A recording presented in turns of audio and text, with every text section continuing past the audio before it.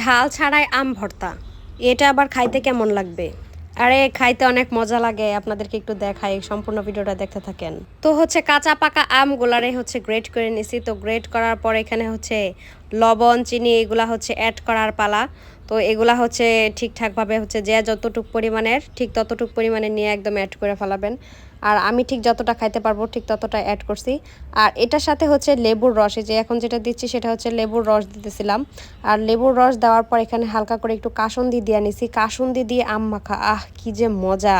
তো এখানে ঝাল কেন অ্যাড করি নাই সেটা আপনাদেরকে একটু বলি। এখানে কাঁচামরিচ দেই নাই, সেটা হচ্ছে কাঁচামরিচটা বসে বসে আবার কাটা লাগবে। শুকনা মরিচে কি করলো, শুকনা মরিচ দিয়ে আবার এটাকে চটকাইতে গেলে দেখা যাবে হাতের মধ্যে আবার ঝাল লাগবো।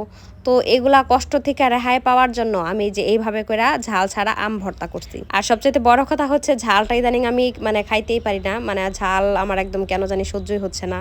ঝালটা খাইলেই খুব খারাপ লাগে, যার কারণে হচ্ছে এইভাবে করে আম মাখাইছি। কিন্তু এভাবে করে খায়া দেখেন কি পরিমাণ যে মজা হয়েছে, মানে এই পুরাটাই আম ভর্তা হচ্ছে আমি একাই খাইছি, এত পরিমাণের মজা হয়েছিল।